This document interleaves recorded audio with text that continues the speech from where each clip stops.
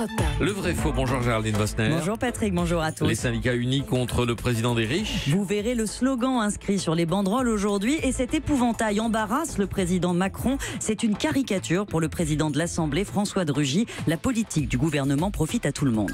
Quand vous baissez la taxe d'habitation de 11 milliards d'euros, eh bien, moi je le mets en comparaison, oui, disons-le, avec la baisse de l'impôt sur la fortune, puisque c'est ça, la fameuse mesure que tout le monde met en avant quand on veut dire le président En termes des de riches. priorité, C'est 3 milliards et demi de baisse de l'impôt sur la où il y fortune, avait la baisse de l'impôt 11 sur la milliards fortune, sur la taxe d'habitation.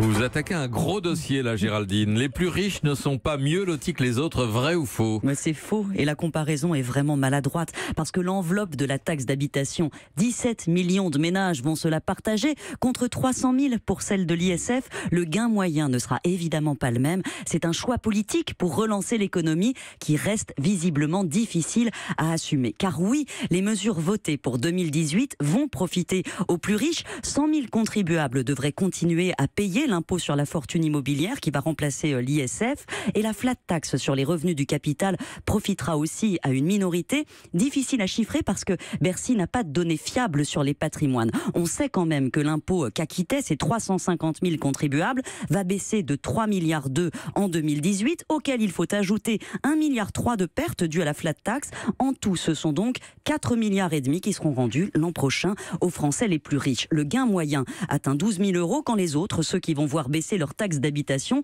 auront beaucoup moins, 166 euros en moyenne en 2018. Selon les calculs du Sénat, c'est 72 fois moins. Donc j'admets que c'est grossier de présenter les choses comme ça parce que l'impôt sur la fortune n'est pas un impôt juste. Il frappe les petites fortunes qui sont déjà étranglées. Toutes ne seront pas gagnantes d'ailleurs, puisque leurs biens immobiliers vont concentrer maintenant l'essentiel de l'impôt. Mais la baisse de la taxe d'habitation, elle, va profiter à tout le monde, oui, c'est vrai. Mais non, justement, Non, cette taxe d'habitation aujourd'hui, les plus modestes ne la payent pas. 5 millions de foyers en 2017 sont exonérés ou ont une taxe nulle et 7,5 millions ont un montant plafonné. Aujourd'hui, en fait, moins de 16 millions de foyers acquittent la taxe à taux plein. En 2018, ils seront qu'en partie exonérés puisque la réforme s'étale sur 3 ans. Ça coûtera 3 milliards à l'État. Les 11 milliards dont parle Monsieur de Rugy ne viendront qu'en 2020. Cette année-là, le gain sera en moyenne de 554 euros par foyer. Et les ménages les plus modestes, ceux des premiers, deuxième déciles de niveau de vie, ne vont pas gagner grand-chose. Et comme ils subiront aussi la hausse de la CSG, de la fiscalité indirecte, la baisse des aides au logement,